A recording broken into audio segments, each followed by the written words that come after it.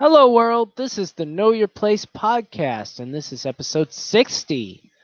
On this week's episode, I'm preparing a month ahead of time for Cinco de Mayo. No, on this week's episode, I wanted to talk about Mexican cultural references. I've had quite a few friends from Mexico, and I thought it would be interesting to sort of talk about different things that shaped my perception of what we would call Mexican culture. Yeah. So I want to start off and talk about a comedian that was born in San Diego, but he's not technically from Mexico, although his parents were. His name is Gabriel Iglesias.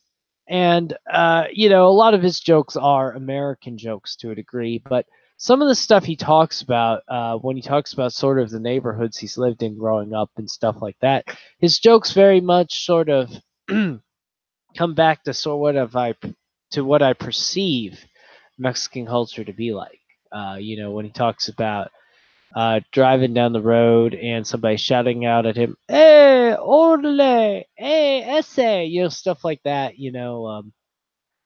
I generally see them as I generally see Mexican culture as very you talk to your neighbors on your street. No one's afraid to talk to their neighbors, and it's sort of interesting. It's and that's not to say that growing up in American culture we're not that way, but we are definitely a little more reserved, you know. So it is kind of interesting to see that, and just so and he makes jokes about himself being overweight, and as we know now, Mexico is almost as obese as America, or I think it might be passing it soon. So and the food, I mean, it's just killer. There's no reason why. There's no wonder why. I mean, it's beef and cheese, and it's wonderful, and that's why there's having a bit of a problem. So, but yeah, when I think of Gabriel Gracias, a guy who is a lot like me as another American, but sort of grows up with a different background and um, really loves to eat the food, and is just very silly. A lot of Mexican people I know are just very silly people and very friendly and very hardworking. And it's just it's they're quite a hoot. A lot of my friends. So anyway, but the other thing that really sort of defines the culture for me is a dish, taquitos.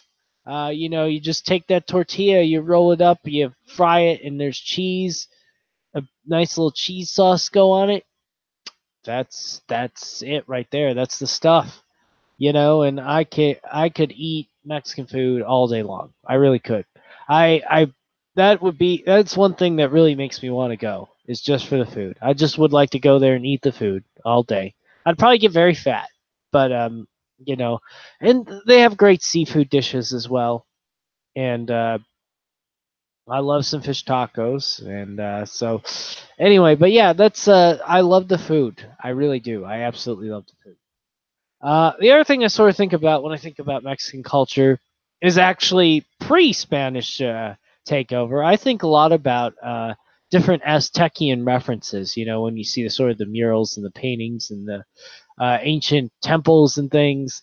It seems like obviously there are some Mexican people that are just straight out Spanish heritage, but a lot of them, have a mixture. They're mestizos, and that's just cool, man. I mean, I think it's almost kind of cooler. Whereas in America, there are definitely people with some native heritage. Don't get me wrong, but I don't think the percentage of intermingling is quite as much as America. So, it's I think it would almost be cool to have sort of native ancestors and feel more connection to the land, perhaps in a way. Um, so yeah, I think of that, and like I said before, I definitely think of hardworking people. I mean, I think people just really tough as nails farmers go out there in the heat and grind away for a very small return, but they're tough as nails. They'll just work so hard. They'll work so much harder than I would probably. I there's a reason I don't live much farther south. I live in the middle of America. I could not live in Mexico. It's too hot for me. I couldn't do it. I don't know how they do it. I don't know how anybody ekes it out there and produces all the stuff they do. I'm very impressed, all the time. In fact, my car was built in Mexico, and I'm very impressed with it. I mean, it's just it's very, very interesting. So the other thing I think of is I read this book. It was a very interesting book. It was called Death in Veracruz, and basically it was about a reporter who was uncovering, a bit of how the local corruption ring worked.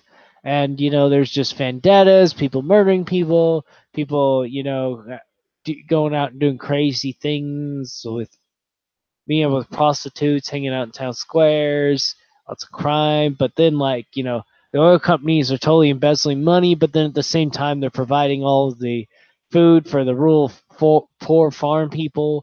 It's just, it was exactly what I pictured Mexico to be like. And, it's almost like I really do feel bad for Mexico, because I love the Mexican people. And again, I love a lot of these traditions. I love their siestas and their dances and their, the way the women carry themselves. And like I said, most of the men, I think, are just hardworking, tough as nails kind of guys. But their culture is so their government is so screwed. It's so corrupt, so out of control. It seems beyond fixing. And it's really sad because they're so interesting. Such an interesting culture. That's another thing I'll get into later on. So yeah, and then the next thing, of course, is the spice. The spice. All their food is hot. Not all of it. But they definitely know how to whip up something spicy if you want it spicy. And I can't tell you the number of times I've, joked around, been in a restaurant around here that's run by real Mexican folk, and I say, "Hey, what's up with this? It's kind of soft," and then they'll come out and burn my mouth off. But that's yeah, they're just jokesters and good natured people, most of them. So I love it. It's I love it very much. Anyway, so yeah. So the other thing I wanted to say is, and this may sound very terrible, but when Dos Equis ran those ads with the most interesting man in the world, I understand the guy's obviously not Mexican, but like I haven't met a Mexican person that doesn't have a very interesting story. I do believe they are very interesting types of people. They there's always a story like my one of my friends I met when I was working in a grocery store. His family was from Ciudad Juarez, and the stories he would tell, it's just like, man, that's crazy. Just this and the stories of survival of so many of them that I've met. It's just, yeah, my siblings were killed, but I'm here trying to work, make a living. I send money back to my family when I can. Just very, very tough as nails sorts of people, and yeah, I've seen this, I've seen that kind of corruption, I've seen that kind of thing, and it's just very tough as nails, hardworking people, and I just wish their country would get a little better for them. I wish their government was run a little better. I wish things were a little less corrupted. Yeah, so the next sort of thing that really shaped my opinion of Mexico was in the show Weeds, which obviously takes place in California, but there are scenes where they cross over into Mexico because she falls in love with the mayor of Tijuana, and you see her at these extravagant things in Mexico, but there's the corruption again. It's all around. There's people trying to take people down everywhere, and you know, uh, the main character's son ends up murdering some figure that's shady and gets away with it and flees. I mean, and that's sort of what it's like, right? There is a bit of a vendetta streak in Mexico, and it's really sad. I mean, don't get me wrong, I understand why vendettas exist and why people participate in them, but you gotta let it go at some point. You can't be in a vicious cycle of vendettas. I mean, look at Northern Ireland. Look at South Africa or Zimbabwe. You can't. You gotta let it go at some point. Look at the Hatfields and the McCoys. You know, um, yeah. So, but yeah, that's something else I sort of pictured in Mexico having is again, corrupt mayor, comes in, mates up with this American drug dealer, you know, has this crazy political handler. The political handler gets married by drug dealer's son. You know, they flee the country. I did say and get away with it because that's just how it is. That's that is Mexico. It's kind of like one giant soap opera, but I love it. It's very fascinating. I just don't know if I could live around. Um, and then another movie that really shaped my perception of Mexico was when I was in college. I saw the movie El Mariachi, and that was actually made and shot in Mexico by somebody from LA. And it's about a guy who's just a mariachi singer, but gets confused for this major mastermind criminal because they both carry around mariachi cases. And it's really cool. It's an insane off the rails movie, and I love it. And you know, I love the mariachi band. Some people hate that when they go out to eat, but I love them. And it's just so crazy. I mean, well, that's Mexico for you. There's just it's hard to predict what's going to happen next. One minute you're just trying to play mariachi music, and then the next minute, there's all kinds of crazy crap happening. So that's just how it is. That's how it is. I think it's really cool. And then another movie that I found really shaped my perception was the movie Stand and Deliver, which is actually set in East Los Angeles in a predominantly Mexican neighborhood.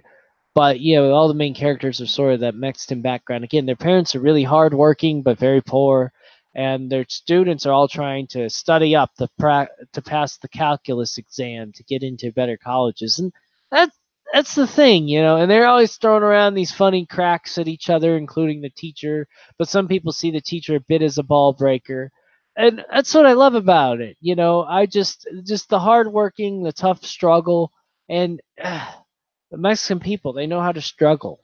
And that's what I think of Mexican culture, struggle. They will win. They will succeed by working hard. It's so amazing. I have so much respect for it.